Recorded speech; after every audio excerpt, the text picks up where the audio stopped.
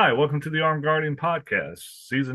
We'll have the season uh, episode number posted lately. I've got a couple other ahead of our guest here for this episode, but got Matt Mallory. He's coming with us today to talk about less lethal.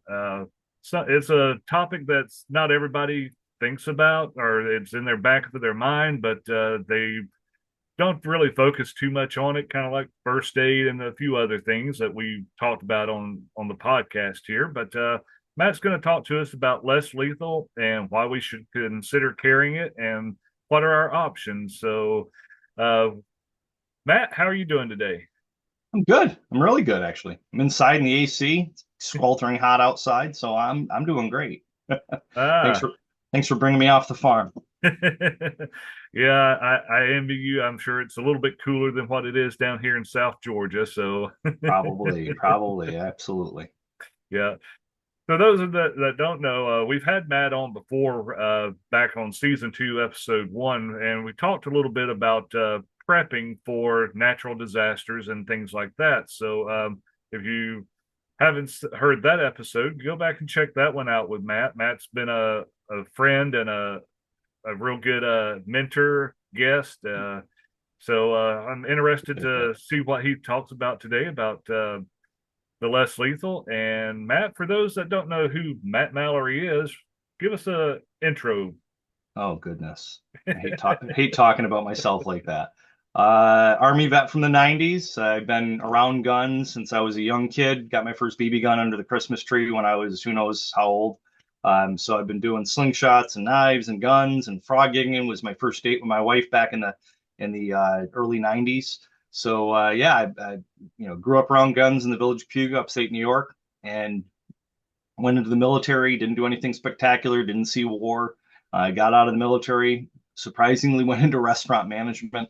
Got out of restaurant management and started a tech company back up here in New York back, geez, in the mid 90s, and ran the tech company and then started teaching firearms just to friends and family, and got certified in NRA and a hunter ed instructor probably about 15, close to maybe 20 years ago. And that just transpired into me constantly adding on certifications because people are asking, hey, can you teach this course? Hey, how do I do this? And if it was something that I wasn't hugely versed in, I would definitely go seek out other training. And even to this day, we still do. And we're going to be down in Pennsylvania. Clint and I are hosting Tom Gibbons for his 3-day course coming up in August, the end of August. So, um, yeah, it's been a long journey. I'm in law enforcement currently. I'm chief of a small town, nothing spectacular, as well as director of a small peace officer academy annually, and do also training for a lot of law enforcement, both peace and police officers across New York State. And in the process now of starting in road patrol, doing a part-time job with a village that needs my help. So yeah, other than that, that's the firearms self-defense background aspect of it. And I do a bunch of other things. We've got rentals and we got a small hobby farm. I'm a beekeeper. We've got chickens and a garden and a farm stand and blah blah blah blah blah. And some of the prepping stuff we talked about in the season two, episode one, which I enjoyed and looking forward to maybe coming back on and doing some more on a little bit deeper level of prepping and stuff. Absolutely. So, all right. Well, again, we're talking about less lethal today. What is less lethal? I like to say less lethal is anything. I mean, you could hit somebody with a, drink container, and as long as you don't keep hitting them with it and causing them to perish, that definitely is less lethal in a sense. A regular pen, or even a tactical pen. Oop, that's not a regular pen. Or a tactical pen, right? You have a tactical pen. Could you reach in and grab I don't know, a flashlight? Is a flashlight less lethal, right? You strobe somebody with it. Could that get them to stumble and move back and buy you some time to pull out another weapon? They get too close, could you use it as a Kubaton and hit them a few times with it? Yeah. If you continue hitting with it in ideal spots, that could obviously be moved into a lethal category. Same with the tactical pen. Something as well. What does this look like? Magic marker. Magic marker, but it's actually Ah, stabby stabby. So now yeah. could that be a lethal tool? Yeah. Absolutely. But could this be enough to get them back? Could they die from this? Possibly. But I consider this a less lethal tool. So it's a magic marker. It looks like it, but it's actually, right? And then two. So it's actually a magic marker, but truly a pointed object inside there, a nice solid object. So I mean, anything can be a less lethal, non-lethal tool if you put your mind to it. I like to say MacGyver it. You got to kind of MacGyver your situation. Think of what's at hand. You go to a restaurant, you sit down at the table. A pepper shaker, it could be one. A spoon, a knife, a butter knife, even. Any of those things could be useful. The chair you're sitting in, if you're sitting in a fairly lightweight chair where you don't have to have Hulk arms to pick it up, Yeah. could be a less lethal tool. Something to keep the bad guy at bay, something to throw the OODA loop, right? Colonel Boyd's OODA loop, some people Yeah. call it. It's actually OODA. Throw that person back and have them, have a delay in their decision-making process and have them recalculate what's going on. And that buys you time. And time plus distance equals safety. Yeah. So if you got time, you got distance, you got safety, you got all those things in different fashions that can be beneficial. Something I was teaching the pepper spray instructor course in Virginia. She's probably about 3 years ago now, and Don Dole posted me down there. And for years, about 10 years, I've been talking about what would you do if you didn't have a gun. So it was about 10, 11 years ago, a student of mine had an issue at a 7-Eleven, and first thing he says, well, if I pull my gun out, and he's going through this, like, rationalize with me what he was thinking at the time. Mm-hmm. And it basically came back to that he was trying to use the wrong tool for the job. He 3 different times he was thinking of how he can introduce a gun, and the gun wasn't justified, and it would have gotten him into trouble. So I said, what would you have done if you didn't have a gun? He goes, but I had a gun. And I'm like, yeah, but you're trying to fit a square peg into a round hole. It's the wrong tool for the job. Like, it's like walking around with a hammer, only expecting to run into nails. Yeah. When you run into the screw, you're screwed. You got the wrong tool for the job. And he's like, well, what could I do? And for years, I've been using that in classes and telling people, well, this and that and this and that. And that's really about 10 or 11 years ago when I really started getting heavy into the less lethal stuff, realizing that situation, I taught him about guns, but I didn't go into the mindset. I didn't as much. I didn't go into the other tools that he had at his disposal that he could be carrying on him, like the flashlight and stuff, right? Pepper spray. And it really made me feel like I was doing my students an injustice by not giving them more tools at their disposal. Because if we look at statistics, 80% of the time, you're not justified in using a gun. It's a less lethal option. But 20% of the time you are. And then I'll poll students in class. How many times have you been in a violent encounter where you would have been legally justified in using a gun? And most of the time, it's 100% of the students say never. Every once in a while, I get one, maybe two people in a class that say they probably had one, maybe two instances in their entire life where they would have been justified in using a gun. And those one or two situations are always relegated back to they were either in stupid places or doing stupid things, sometimes both. Yeah. But with that, fast forward 8, 9 years after me coming up with that, at Don's class, I said, I got to come up with something else because I keep getting asked, well, what would I do if I didn't have a gun?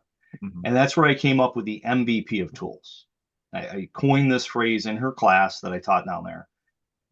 Your mind, your voice, and physical. You have a mind, MacGyver it. Come up with creative ways to get out of a situation so that it doesn't force you to use the gun. Now, I'm not saying if you're justified in using the gun, time is of the essence, use the gun, right? The gun's the last tool at your resort, your resource. But if you can do something else, why wouldn't you? Why wouldn't you make a cognitive effort to try to, flash the flashlight in their eyes to buy you time to maybe then pull the gun?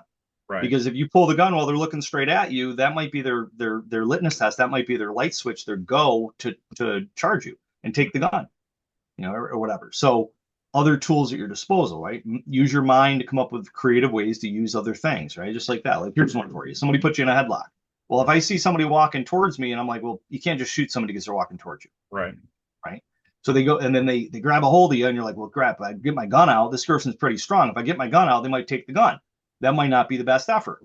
Okay. Well, what if they throw me in a headlock and then I just burn their arm?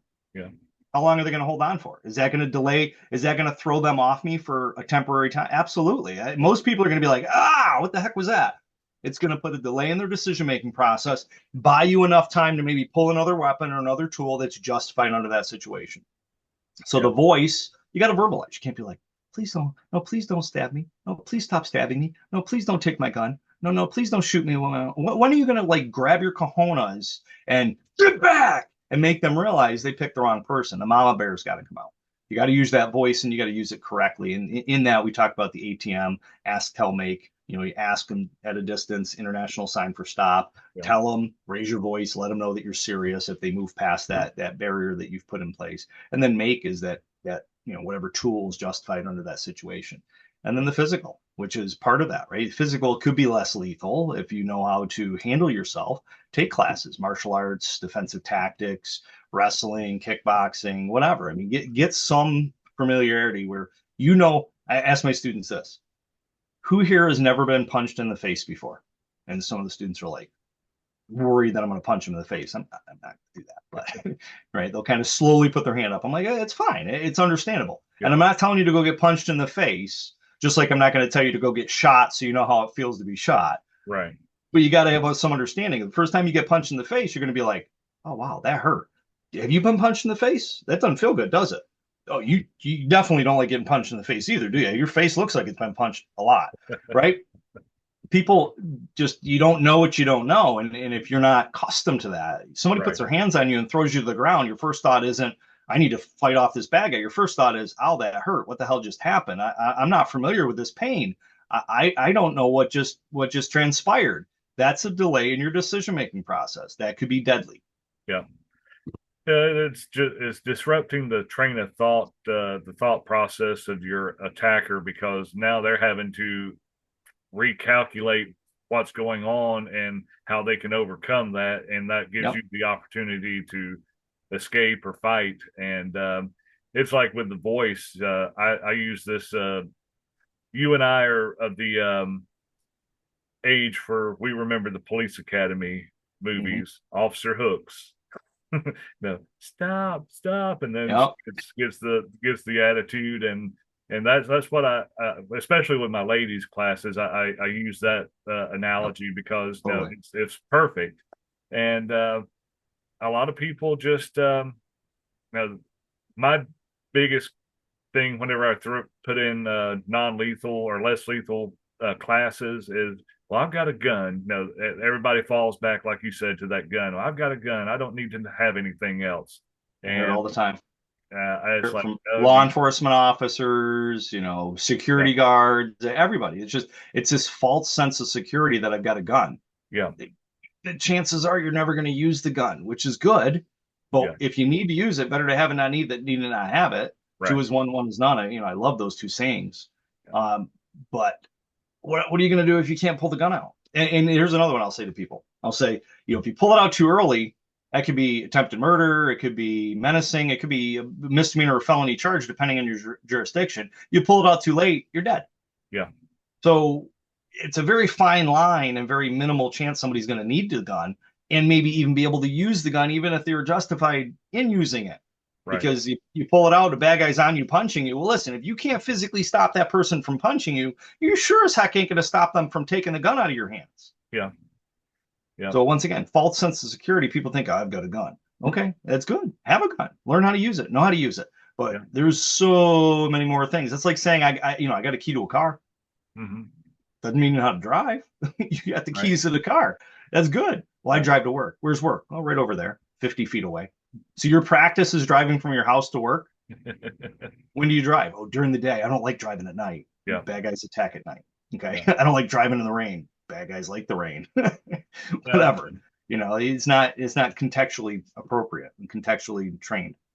yeah. It's like, no, okay, you've got the gun, great, and if you need to display it and use it, do you practice enough with it to put shot placements where they need to be at? Because I've kept last year before, I had seen a video from one of my police websites, and I think it was in Ohio, where officer was called to a guy in the roadway waving a knife around. He pulled up, confronted the guy. Guy started charging him. He unloaded his, I think he fired one magazine empty and several shots out of his second magazine. The guy just kept charging, and his shots were going center mass and stuff, but the guy still had, he was under the influence of PCP. So Yep, that'll do he it. he no, he just didn't feel it basically. And can you stop that threat? Do you know how to stop it? Like we teach with the Mozambique or the failure to stop drill, two Mhm. to the chest, one to the head, or like you do to the groin area. Yeah. Now, do you know how and when to do those shots and stuff? And it's a lot more than just saying, "Hey, I've got the gun," and yay me. And that makes me think of two things with the, when the thing that happened in Buffalo, New York, where the guy had the ballistics carrier on, Yeah, I'm now telling my students, if you are justified in shooting them here and you legally can do that, yeah, and you notice that that's compromised, they look tactical. They've got mm-hmm. something covering them right here that shows that they've got a ballistics vest on or a plate carrier, or it just looks tactical. Right, Then why waste your time shooting here where that could be your death sentence, like the security guard in the Buffalo top shooting in Buffalo, New York? yeah, You're justified in shooting here. You're just as justified in shooting in the pelvic girdle or a face shot. right, So if you can take one of those two, that might be a better option than shooting here, wasting rounds, alerting them that they're being shot at by you, then turning and shooting you, which you don't have anything covering this right, area. So I always opt for, if this is compromised, go for the pelvic girdle next. And then if you have a good shot, face shot. Face is the hardest shot to take, and then the composition of the brain and high brain, deep brain is different. So yeah, people need, that's more of an advanced thing. I like to tell people as far as taking that shot. It worked in Pennsylvania recently. That's a good okay, thing. the the, the yeah, active threat there against the president, right? President yeah, Trump. So speaking of that too, and you talk about training, look at the one Secret Service agent that couldn't even reholster her gun. mm-hmm. I mean, training under stress. Now she had impeccable finger discipline. I don't think I saw her finger on the trigger, which is great. Right, But when we look at like how you're discombobulated, you've never been in that. You never been. She's clearly, and nothing against her in the sense that if you haven't been there, you haven't been there. We all, who knows how each person's going to handle it differently. I hope all the training I have kicks in at the right time and I do everything perfectly. Don't know if that's going to happen, right? And in this case, that's a great instance that all the training in the world she had, at least she kept her finger off the trigger when she yeah, didn't need it on the trigger, but she unholstered that gun. But then how many times did she holstered or unholstered? Maybe she wore a different pair of pants that day, or maybe the holstered shifted back on her and it wasn't where she normally thought it was going to be. And all the practice she had didn't pass muster. right, I mean, there's just so many what ifs about that. And I always tell people too, I don't care how Billy Badass you think I am. I don't care how Billy Badass you think Tim Kennedy is. Anybody. We mm-hmm. can all be B. You can be B. Bad Yeah, guys don't play fair. There's no ref, there's no ring, there's no timer, there's no rule, there's no cage, no timer, right? They're not going to play fair. yeah, So hopefully be nice to everybody, but have a plan to kill everybody in the room is that thought process, right? Colonel Mattis. yeah, So other than that, it's like do the training, be nice to people, and hopefully you never have to use the training. But if you do, hopefully it works at the right time. It's contextually appropriate. yeah. Okay. So when we talk about less lethal, something that we need to think about, and maybe people haven't thought about this. We talked briefly about, well, I've got the gun that'll take care of everything. But what about in the use of force continuum? The part of less lethal. I know with me personally, I part of the use of force continuum is you've got situational awareness. If you're Mm-hmm. aware of your situation, that's Yep. going to help you. Um, Being in the right place at the wrong time. Are you going to the grocery store or the convenience store at 3 a.m. just to get Right. when you can? Well, I can Wait. wait until daylight and stuff, and then you got progress up to deadly force. If you want to go over the use of force continuum and where parts of less lethal might play in. Yeah, the use of force continuum, and just for people that are watching or listening, aren't really familiar with it. It's a law enforcement aspect where you can move through this. And a lot of people will think it's a ladder where you have to kind of go just like the color codes of awareness, right? Right. Condition white, yellow, orange, red, black. Yeah. People think that it's got to go in that order, and it doesn't. And to Right. that point, use of force continuum, was a ladder effect, was a pyramid, and now it's kind of a circle where it kind of goes and it can flow and go in whatever direction. So first and foremost, things can change like a roller coaster. Right. So as you go through any of this, whether it's color codes of awareness or the use of force continuum, be understanding that at any point, if something changes, An example, this is one of the examples I'll use in the class. Somebody walks in the door with a knife. I pull my gun out, I point it at them, they drop the knife. Well, that whole use of force continuum changed. If they start walking towards me, for me to shoot them, as in a civilian realm, that might be problematic unless there's disparities involved. You're in a wheelchair. There's three of them and one of you. You're a small female and they're a big male. So if you add two or more disparities, I like to say two or more because you're going against a jury that's going to decide, well, I'm an MMA fighter, I would have kicked his ass. Yeah. Where you're you're a 90-year-old man with a 20-year-old girl that's 5 foot taller than you coming at you. That's going to be disparity that could be in your favor and and not in their favor. So they start walking towards you. Well, that just use of force continuum just changed. Now you're in a conundrum because what do? You put the gun away and then pull your pepper spray out? This person, you got a gun pointed at them, they're walking straight at you. Is there intent to physically take that gun from you? Well, if disparities in play, that that might be something where you would be justified in shooting them, not wounding them, but shooting them to stop them as a threat. But you got to be able to articulate, like Masad Ayub says, you got to be able to articulate and authenticate that. You can't articulate that you felt your life was in danger, and that's not bear fear. That's reasonable fear. You have to be reasonably fearful that your life is in danger, that this person is going to try to kill or mortally wound you in order for you to be able to discharge that firearm into that individual. Right. So this person comes at you, but let's roll it back. Let's say you point the gun at them, they drop the knife. Okay, and that's it. That's the end of it. Well, now you can't just shoot them because they've given up. But at that point, you're not just going to let them go home. So, in some cases, you would detain them, depending on jurisdiction. That could be problematic. So, be mindful of that because you don't want to have an unlawful detainment, kidnapping, whatever. But let's say you pull the gun and you shoot, and they drop the knife. Well, there you go. You use the gun, they drop the knife. Now it's changed again. The level of force you presented to stop that threat it doesn't need to be used at that point. They drop the knife, they landed on the ground. They're crawling towards the knife. Mm-hmm. Shoot him again. I'm like, huh? No, crawling knife, crawling towards a knife, right? Yeah. The gun, the knife's not in their hands. Now, what if it's a gun? You shoot at them, they drop to the ground, and they're crawling towards the gun. Now that changes it a little bit because they can reach out and touch you with that gun from a seated position. Yeah. So it might beg to differ that you get out of Dodge. And a law enforcement aspect, I'm going to detain them, take custody of the individual. But as a civilian, maybe now's your time to retreat because under New York state law, and I usually tell people no matter where you are, get out of Dodge, get away. If you can retreat is always best. You just discharge your firearm because this person came at you with the gun. They drop to the ground, they're calling for the gun. Okay, get away, call 911. Right.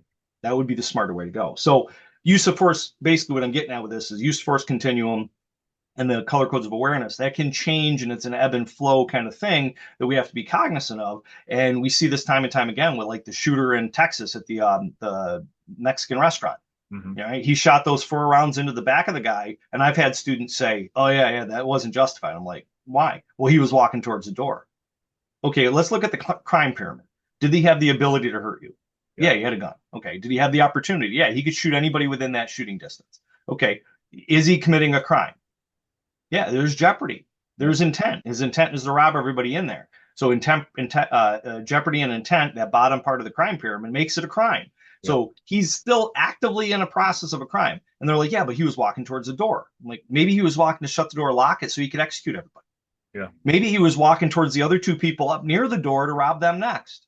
Mm-hmm. You could what if all day long. At that current second, it was a crime. So those first 4 shots, totally justified. The next 4, I call that excessive force. The guy was on the ground, the gun fell out of his hand and slid away from him. Mm-hmm. And then the last one, I like to call that an execution because he walked right up and kind of stood to the side, popped him in the head. But a jury found him not guilty. Crazy. But that's Texas too. Yeah. Probably a little bit like Georgia, but New York, you're going to jail. Yeah. So if we have this higher level of thinking that we have a mindset, well, let's act as if I was in New York, so that I don't end up going to jail. Because if I ever visit New York and something like this happens and I act like I do when I'm in Texas, I'm going to jail because people travel, people vacation. So if we have this higher level of thinking where we're going to try to make sure that whatever jury we go up against is going to find what we did reasonable, no matter what jurisdiction it's in, it makes it a lot easier. So back to your question. I'm sorry, I kind of jumped off a little bit. But use of force continuum. All right, moving up through that, can I use deadly force? Can I use physical force? That's going to come down to an individual's personal feelings. Like, do I feel my life is in danger right now? And if you can honestly, truly in your heart say, yeah, I'm not going to make it out of this. I don't think I'm going to make it home. If you truly feel that, and you can articulate and authenticate that after the fact to a jury of your peers, the objective part of the the trial process, right? Mm-hmm. Then I would say that you justify using a gun. But if at any point that changes, where that threat is no longer a threat or no longer a threat at the same level, then you've got to reevaluate that. That's basically the use of force continuum in a nutshell, because we see this nice graph. Like I said, Yeah. it went from a ladder to a triangle to from a pyramid to like a circle now, Yeah. which is cool, which is good that it's evolving to try to help people. But also people get caught up in that and they think, okay, well, what stage am I in now? You ain't got Yeah. time for that. You ain't got time for that at all. Yeah. Right? It's the RFISO, another term that I coined. Retreat, force, imminence, subjective, objective. Retreat, force, imminence is all you got to remember. RFI, right? Radio frequency interference. If you want to have another acronym that we're familiar with, right? Yeah. Retreat, always best. Get the heck out of Dodge. I don't care if you're in Texas or if you're in Florida that are standard ground states. Get away. If your life is if your goal is self-preservation, then get away. Why be in the fight that you don't know that you can win, nor do you know the outcome or Right. the other bad guy, what the bad guy has, what benefit they have, right?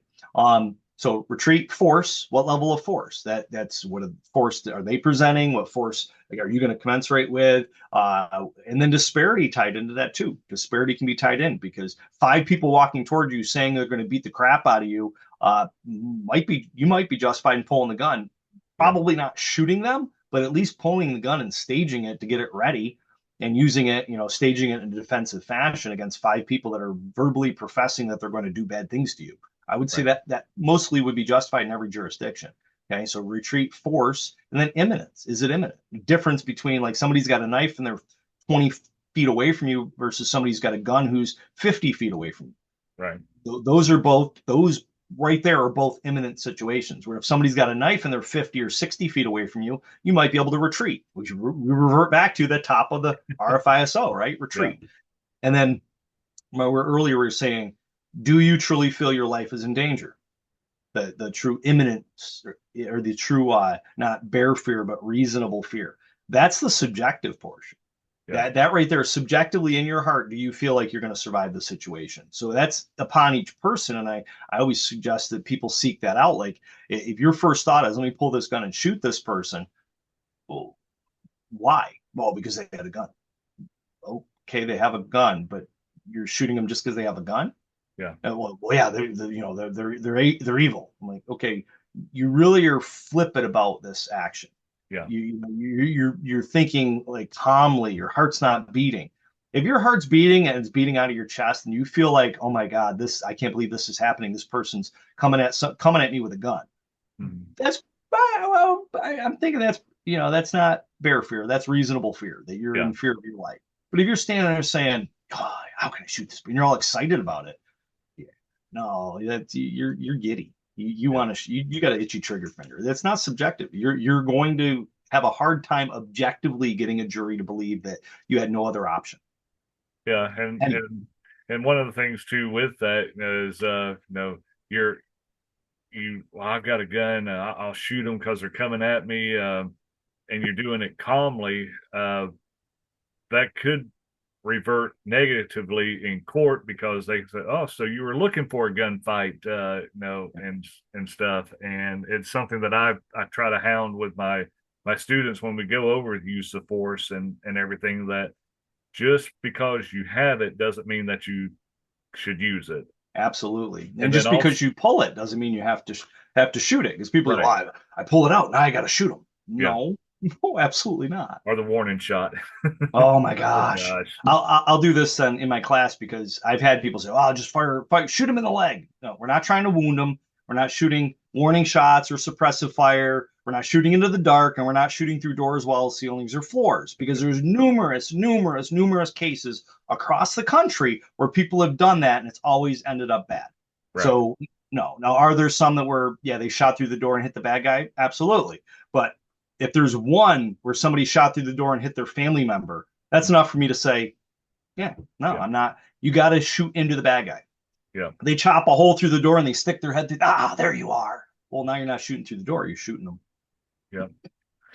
Right. And then with the use of force, I'll get people whenever I talk about it, so if you get pepper spray or, verbal commands and stuff like that, there's nothing saying that you've got to transition to each phase. Right. The scenario is going to dictate where you jump to in the use of force. You could start out by, hey, get back, stay away. And then all of a sudden could evolve to deadly force, just depending on the situation and what is transpiring at that time, which, there's a number of different things that could come into play. So, each scenario is going to be different, and you have to just take into account what you have available and where you're at in that use of force continuum with the threat.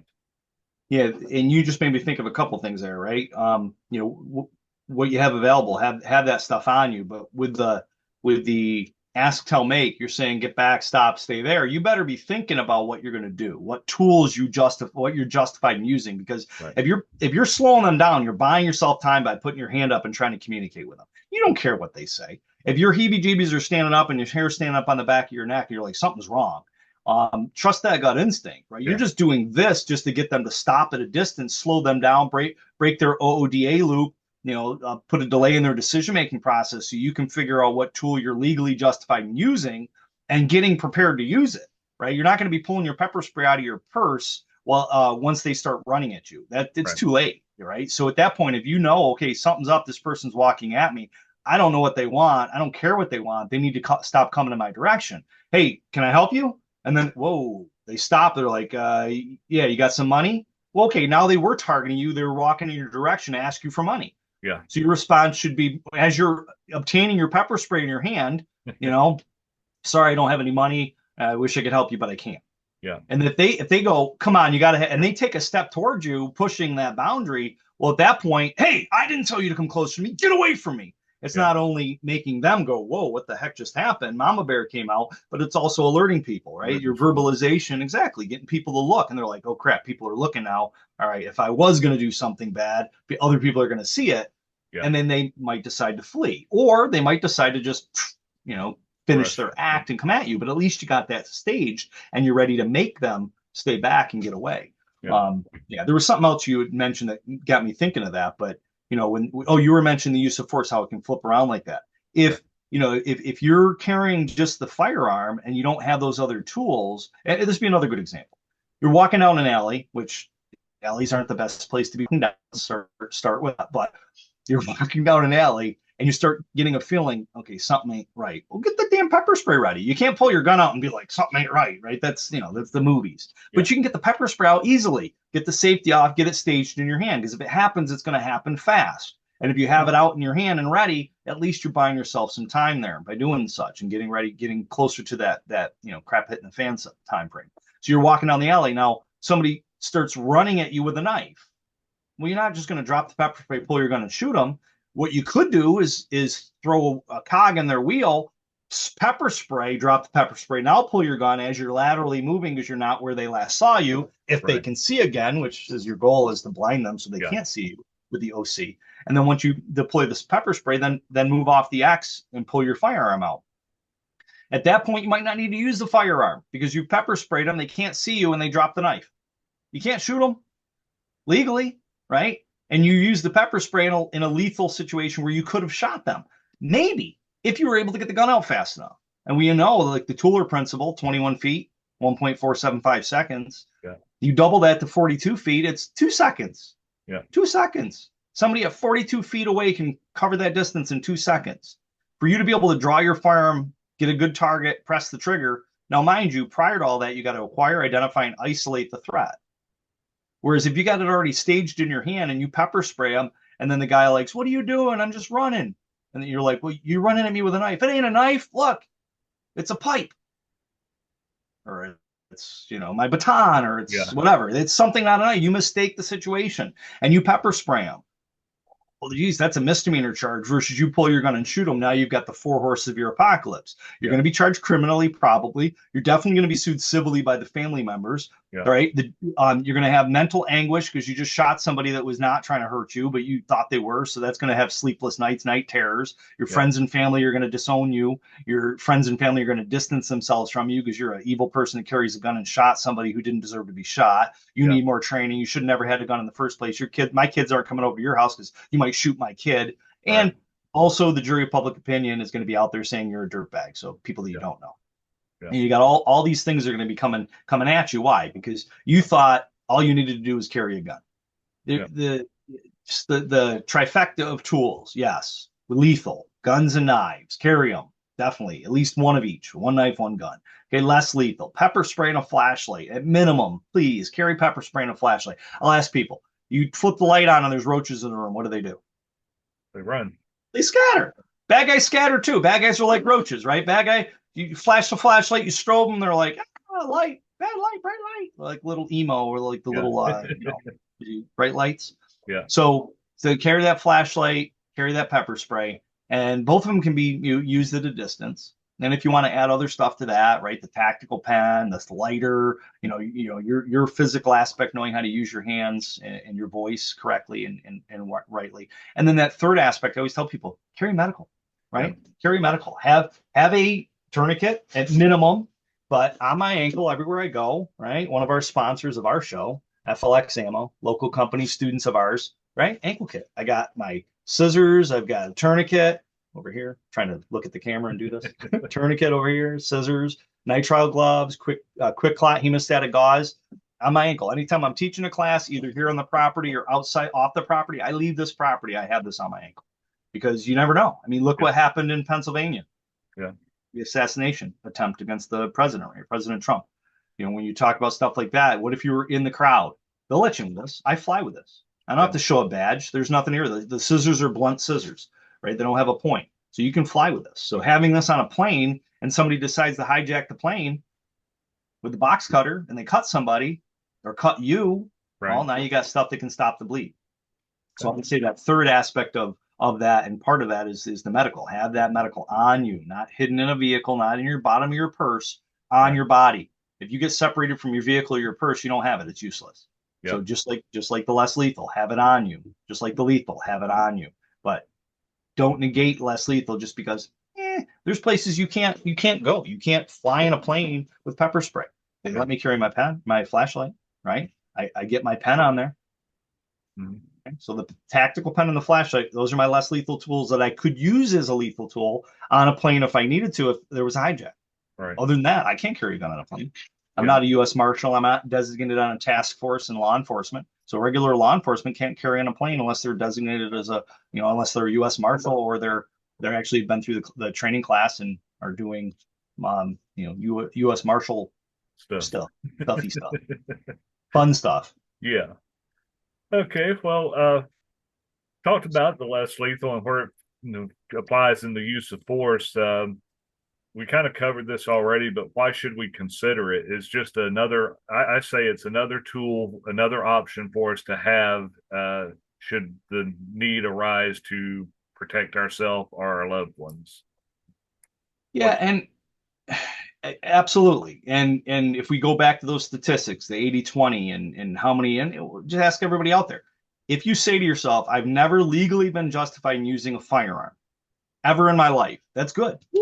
It means 100% of the time you make good decisions. Yeah. You're not you've used the John Farnham checklist, right? Don't go to stupid places at stupid times with stupid people and do stupid things.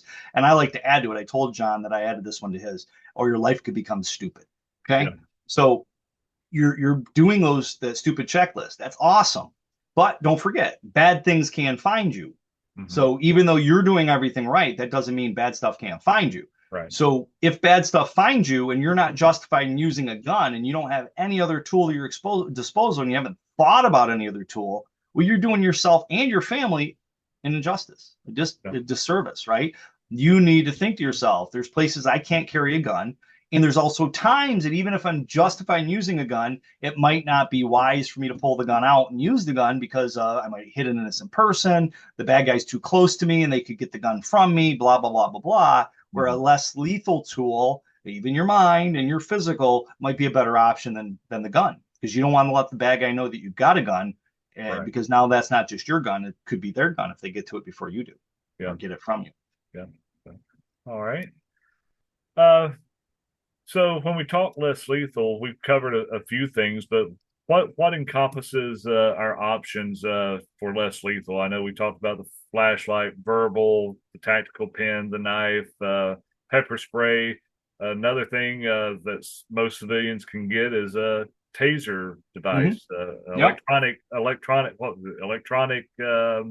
Weapon, EW. weapon. Yeah, EW. Yeah. So energy weapon is what they like to call it. They want to get away from the electronic, because Uh, electrocution. So okay. energy weapon, Energy. right? So Taser Pulse Plus, like you carry probably on the job, I would imagine, or when you were working law enforcement, just like I do. I carry the X26, probably going to upgrade to the X7 coming soon. But yeah, I mean, though the Taser, the stun guns, those could be hugely beneficial items. I just MacGyver it. Think to yourself, if you're out there in public, what is something that's typically that I could use to stop a bad guy? I mean, it could be anything, even targeting areas of the bad guy, right? Right. Certain areas, like people think groin on the guy. The guy's trying to kidnap you to rape you. Yeah. Uh, okay, I did the oh my goodness, the out in Colorado recently, a girl and a gun had a conference, and they brought me out as an instructor, and I did the use of force, force on force Hmm. with UTM products, and then also I did basically a tool, less lethal tool class. And in that class, we got this gift bag. So Robin Sandoval and the team, Tatiana Whitlock, gave us this gift bag. And in the gift bag, I just dumped it out on my bed. This was the night before my first class. I dumped it out on the bed. I'm thinking, oh, I could use that. Oh, that looks like. And I'm just like trying to think of ways to be creative. Like the bag that it came in the first class, I threw a bunch of rocks in it and I put it on my back. And I go, do I have any weapons on me? They're like, I don't know what's in the bag. Anything. And I pulled the bag off and I swung it over all the students' heads. And I go, what do you think's in the bag? They go, I don't know. And I open it up, dump the rocks out. I go, so even if you don't have a tool, make a tool. Right. Make a tool out of something that's there. You go to a restaurant, fire extinguisher could be a distraction technique, and it could also be a blunt force tool by hitting them with it. So Yeah. those things could be beneficial. And you just really got to think to yourself, my life is in danger. I'm not going to make it out of this if I don't stop this bad guy. And whatever, depending on what tool they're using, disparity being interjected into that, you might be justified in doing more than hitting them with a less lethal item. But if we think to ourselves, you don't have something, make something. Come up with a distraction technique. Set the sprinkler system off so it starts raining water down, and it's going to throw them off. They're going to be blinded a little bit. They're going to be disheveled and like, what the heck was that? Why is that going off? What just happened? Kind of thing. They're going to be guessing. It's just enough time for you to either formulate a plan, have a good counter ambush, good tactical advantage, or to retreat, get the heck out of Dodge.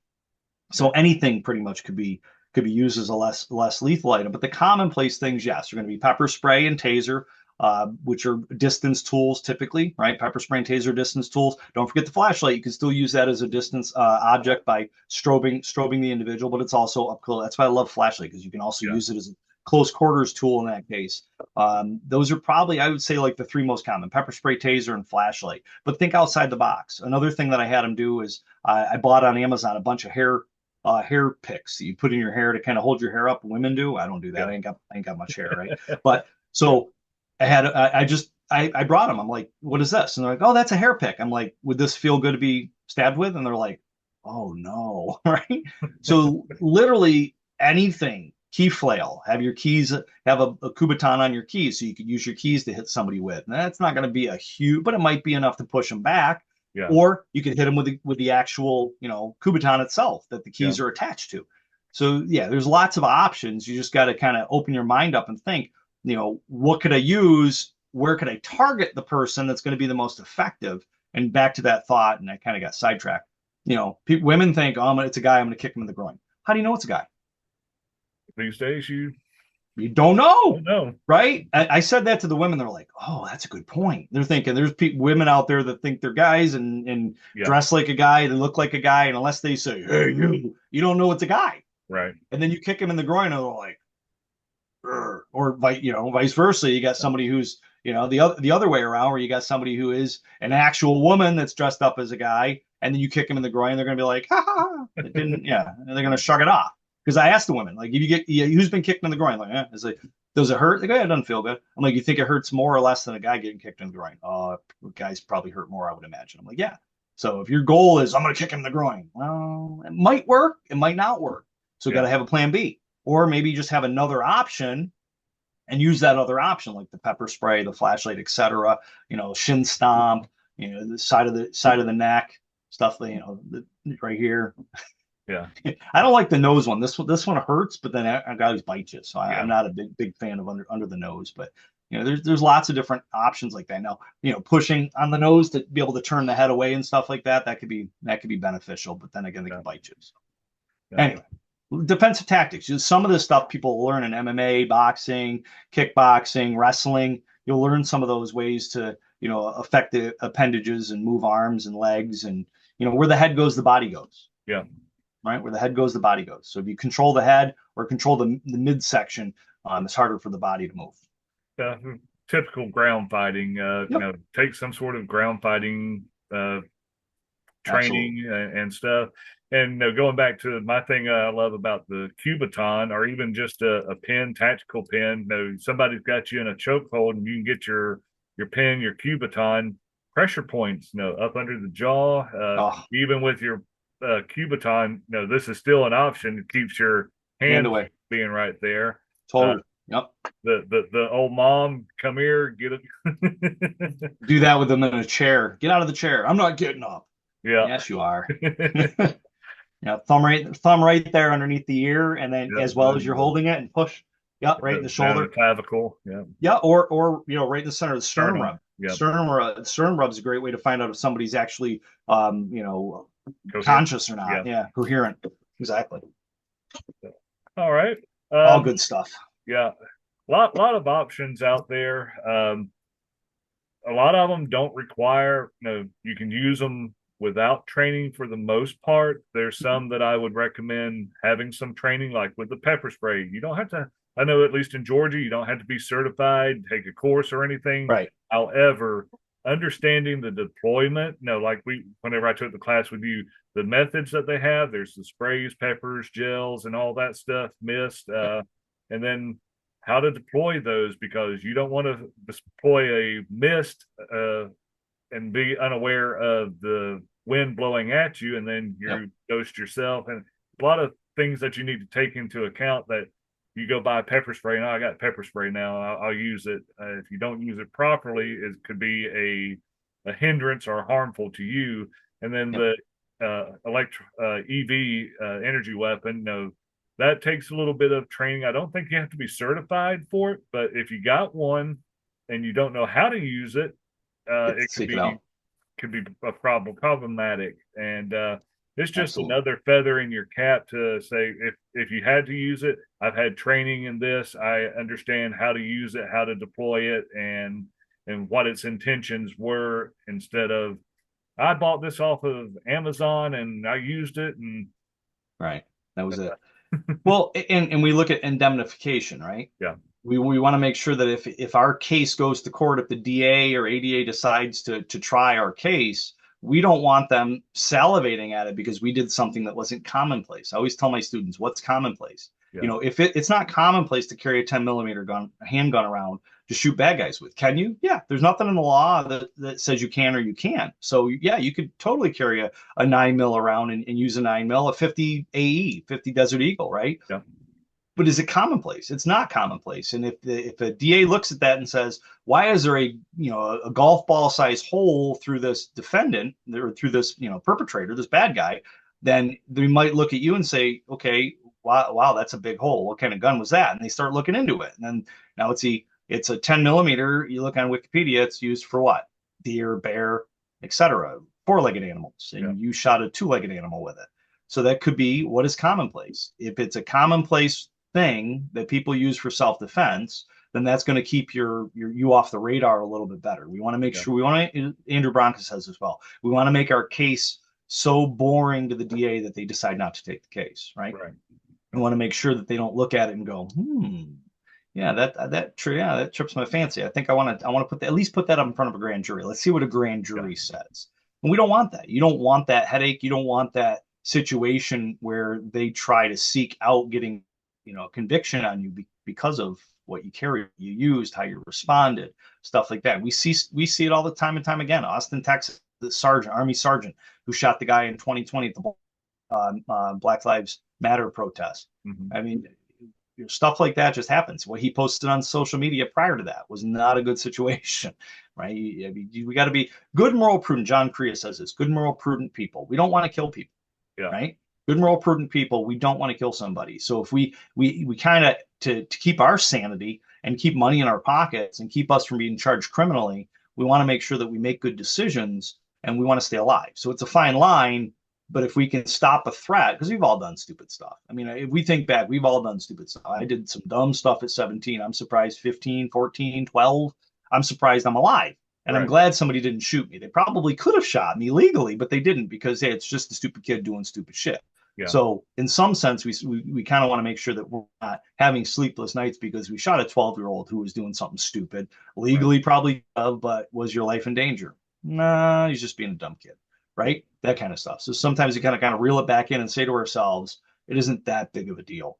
Let's see if we can educate this person. Let's see if we can, teach this kid a lesson, this person a lesson in a less deadly way, if possible, but not at the detriment of your life or your family's life. So Right. that's where that line's kind of drawn. If somebody's doing something stupid, I'm probably going to pull my gun out, Yeah. right? I'm going to probably try to verbalize, maybe use less lethal. But if they're doing something deadly, that or something reckless that could cause death to me or my family, driving a car radically down the road and just up and down the sidewalk, Mm-hmm. that's a different kind of mindset because that car could easily, it's being used like a gun. It's being Right. used as a deadly instrument, if you will. Okay. Well, as a general rule, do you need a license or permit to have or carry some of these less lethal options?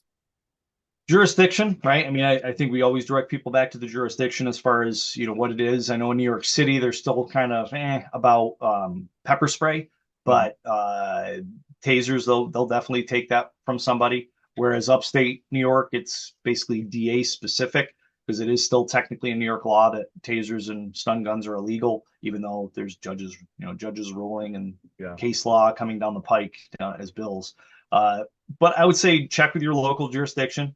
One, see if it's state prohibited. Two, see if there's anything locally in your local area, especially like big cities like New York City, Atlanta, like Yeah. where you're at. If some bigger cities, depending on if the local municipalities, the cities and the villages and the towns can create law.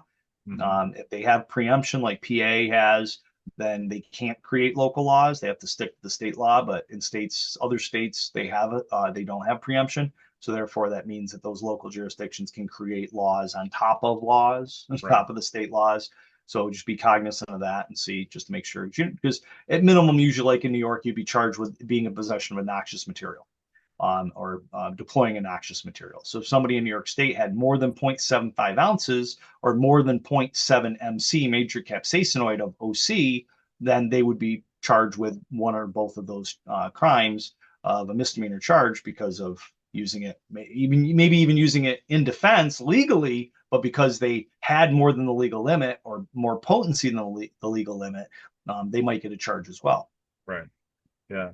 The big thing is just follow your check with your local laws, your Yep. local state and local agencies, and if you travel, most definitely see what's in the areas that you're going through because each state is different. Just like I tell the students with firearms, you travel, be aware that some states have magazine limits, Oh yeah. some states have ammunition restrictions. Yep. You don't want to be caught in a situation where you're going on vacation and you end up in jail during that vacation because you didn't follow through and check things. Like So Florida Man. yeah. That show Florida Man. Everybody says Florida Man. I'm like, what the heck is this Florida Man? I watched a couple episodes and off-duty officer picks up a stolen gun and he ends up getting arrested. Oh goodness. Yeah. But yeah, just know your jurisdiction, know what you can have as far as in areas. A good thing too is like sticking with a company such as like Saber, where Saber sells specific to certain areas. Case in point, they have a New York specific OC because in New York State, it can't have any kind of tear gas in it, and it can't be Right. over a certain amount. It can't be over a certain potency. So because of that, Saber makes a specific New York brand that's only good in New York. Well, if you bought that and carried that everywhere in the country, you'd probably be fine. But if you bought pepper spray from Saber for Georgia, and then you came to New York to visit, well, then you'd be over the legal limit because most of that's like 1.33, which is more potent. And you Right. can't have that as a civilian in New York State. So All right. you look like a ghost. Yeah, my camera glitched and I couldn't get it back on, and so I had to switch to the lower resolution on the computer. So, ooh. So, what are some of the pros and cons of less lethal? And I think I don't want to beat a dead horse, but I think we've discussed quite a bit of them. But uh, just in general, what are some of the pros and cons overall of less lethal? Yeah, I think training, you alluded to that earlier, and I know we both do training. We're in the training industry. It's not a ploy to get your money, people. It literally is like if you don't know something, seek out the training, seek out the knowledge. Right. Driving a car, you had to sit in somebody had to sit in the passenger seat and tell you if you're doing it right to get your driver to pass the driver's test. So that's you're going from educate yourself, educated, lecture, move into the training aspect. So the training aspect is somebody that's got experience telling you if the education went from your brain to your hands. That's the training. And then Right. the practice comes after the fact and make sure you're doing good practice. Make sure your education doesn't come from YouTube University. Make sure it's coming from actual instructors that have lived it, have trained, and have a lot of training themselves, not somebody who's a fly by night learning from YouTube University, right? That's a Right. joke, by the way. So with that, the seek out that training for the taser, right? There's certain areas you don't tase somebody. You're not supposed to deploy the probes into somebody's face, Yeah. into their groin, into their spine. And it takes a little bit of knowledge of how the device works and how to deploy the device at certain distances and under certain conditions, as far as raining and such, that you want to be cognizant of. And the training classes that you teach, that I teach, right, will help with that.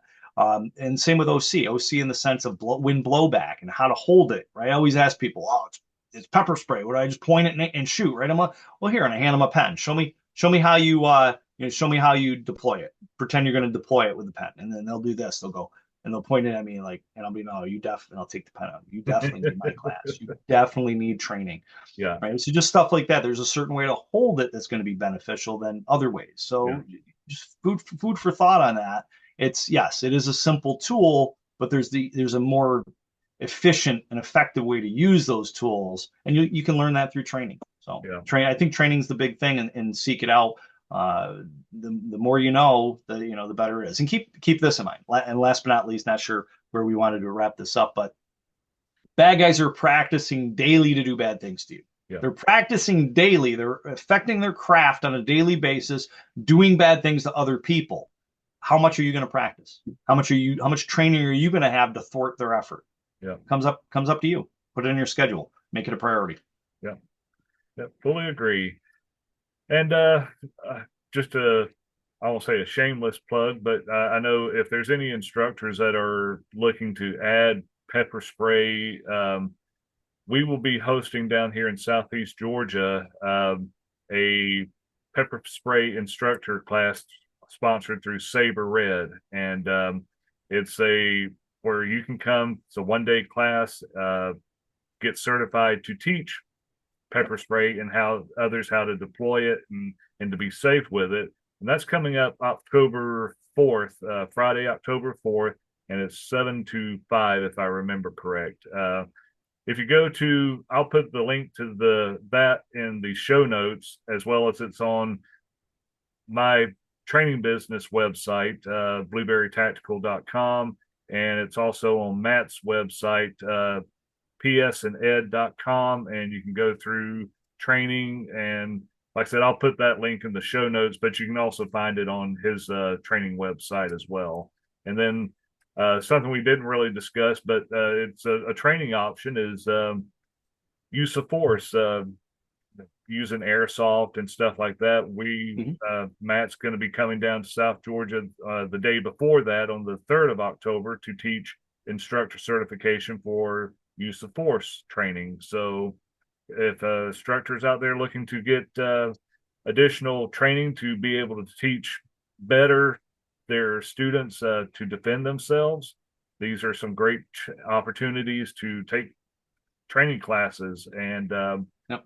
you want to eliminate or elaborate on any of the any requirements or anything for either of those?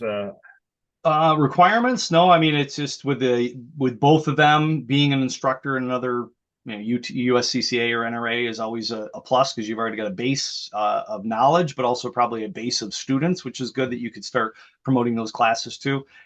With the OC, we've pretty much talked heavily about use of force or less lethal items. So on the use of force, UTM, Ultimate Training Munitions mindset, being able to do force on force classes with your students, being able to teach them how their body's going to respond under stress. I mean, it's as close as you're going to get to the real thing. Right. And we don't tell our students to go out and get shot to see how it feels.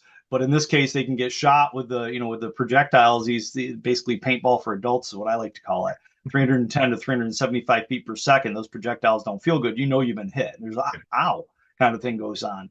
Butt puckery ensues. So for somebody to be able to have that under their hat just adds another level of responsibility, response, and how they're going to respond under stress so that they can actually have that delay in the decision making process a lot smaller. And that's our goal. The goal as instructors, you and I, and everybody else out there that's watching and such, is to be able to give our students the most closest to reality training as possible. So when the crap does hit the fan, their response to that is correct, but it's also fast. Right. And that's what I really try to put out in that class, that UTM level 1 force on force class, is to really give you scenarios that could happen in real life and how you'd respond to it, and then do an AAR, right? Like after, okay, did it go the way you thought? What could we have done better? Right. Did you think about this and Mm-hmm. such, so that we actually build a really good concept around force on force, because we teach guns, how to use guns, but not as much on the less lethal stuff, and Right. definitely not as much on the force on force stuff. And I think those are two branches of the industry that I personally have taken a charge on. I mean, I'm UTM's only civilian level 1 instructor. I created the curriculum basically for them. Saber Red, I'm a senior master instructor for Saber Red, only 3 in the entire world. On the civilian side, I'm also a law enforcement instructor on both Saber and Taser. I'm also Taser's only master instructor that's traveling the country teaching the course, teaching the end user instructor course. I was Okay. the first one to do it out of 19. So, I made it a life's goal, or a goal in my business, to add this to the nation, to get instructors trained and certified in this stuff, because I think our end users, our students, Yeah. need to know and understand the level of knowledge that they're missing out on. And the only way to do that is to breed good instructors that can go out and do what is reality, what's going to Right. happen in reality. And the reality is less lethal. And then if they do get in a gunfight, they ain't prepared for it unless they actually have been in a gunfight, or unless they've done some sort of force on force training. So Yeah. If I revert back to our company motto, whenever I formed the business, for the general concealed carrier, and even if you don't carry concealed, but you have other options, because you can't always take a firearm into a certain areas, yep. but you may be able to take other options for less lethal. Yeah. Knowing your laws of your area, can you carry a pepper spray into a certain area? You may not be able to. Just know those. But I had 3 pillars.